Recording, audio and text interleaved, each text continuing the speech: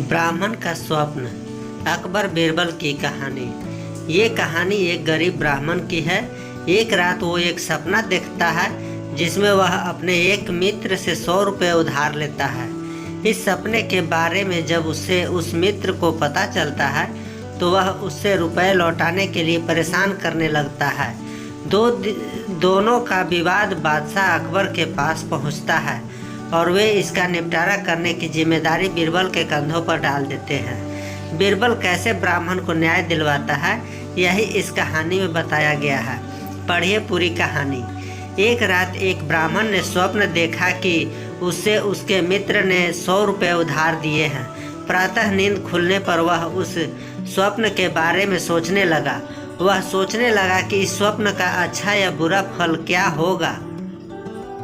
बाद में उसने अपने मित्रों और करीबियों को स्वप्न के बारे में बताया। धीरे धीरे यह खबर फैल गई।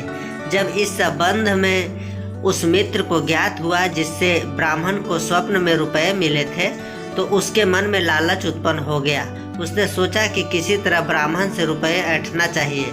वह फौरन ब्राह्मण के पास पहुंचा और उससे वह 100 रुपये मांगने लगा जो उसने उसे स्वप्न में दिए थे। पहले तो ब्राह्मण को लगा कि उसका मित्र उससे हंसी ठिठोली कर रहा है, किंतु जब वह बार बार गंभीरतापूर्वक अपने पैसे मांगने लगा तो ब्राह्मण बोला, मित्र, वो रुपए तो मैंने तुमसे स्वप्न में लिए थे, यथार्थ में नहीं। चाहे कहीं भी लिए हो, सच यह है कि तुमने आवश्यकता पड़ने पर मुझसे रुपए लिए थे। अब मुझे आवश्यकता है, इसलिए तुम मुझे वो रुपए वापस कर दो। मित्र क्रोधित होकर बोला। ब्राह्मण बेचारा दिन भर परिश्रम करके किसी तरह अपना गुजारा चलाता था। उसके पास फूटी कौड़ी भी नहीं थी।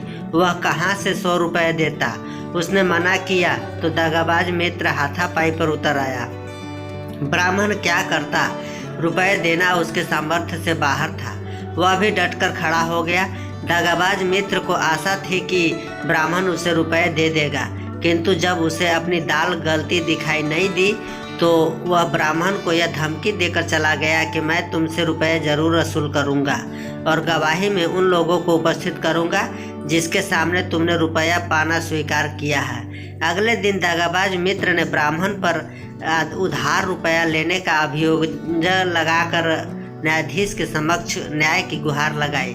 न्यायाधीश ने दोनों पक्षों की बात सुनी, किंतु कोई निर्णय न ले सके। सोच विचार कर न्यायाधीश ने यह मामला बादशाह अकबर के पास भेज दिया। अकबर ने मामले पर अच्छी तरह गौर किया, यह जानते हुए भी कि मित्र सरासर दगाबाजी कर रहा है। अकबर को मामले के निपटारा के लिए कोई तरकीब न सूझी। आखिरकार उन्होंने बीरबल को बुलवाया। उसे यह सब मामला समझा दिया कि बेचारे ब्राह्मण को उसका दगाबाज मित्र ठगना चाहता है। इसका न्याय ऐसा होना चाहिए कि दूध का दूध और पानी का पानी हो जाए। अकबर का आदेश पाकर बीरबल ने यह मामला अपने हाथ में ले लिया। मामले को सुलझाने के लिए उसने एक बड़ा सा दर्पण मंगवाया। उसके बाद उसने दर्पण को इस तरह रखवाया कि उसमें रुपए की छाया दिखाई पड़े। अब दगाबाज मित्र को रुपए की छाया दिखने लगी तो बीरबल बोला, जाओ उस दर्पण में से रुपए ले लो। दगाबाज मित्र अचंभा जाहिर करते हुए बोला, वह मैं कैसे ले सकता हूँ, वह तो रुपये की परछाई है। बीरबल बोले, ब्राह्मण ने भी तो स्वप्न में तुमसे रुपया पाया था, वह भी तो परछाई ही थी, फिर तुम असली रुपया क्यों चाहते हो। दगाबाज मित्र की गर्दन झुक गई। उसे कोई जवाब न देते बना लाचार होकर वह खाली हाथ ही वहाँ से जाने लगा। तो बीरबल बोला, तुमने आज ब्राह्मण को व्यर्थ में परेशान किया है, उसके काम में रुकावट डाली है, अतः बिना सजा पाए तुम यहाँ से नहीं जा सकते।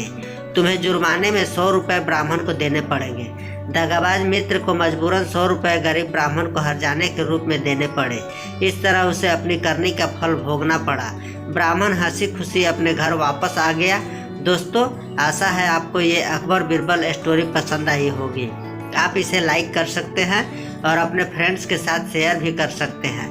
मज़ेदार अकबर बीरबल स्टोरी पढ़ने के लिए हमें सब्सक्राइब जरूर कीजिए। धन्यवाद।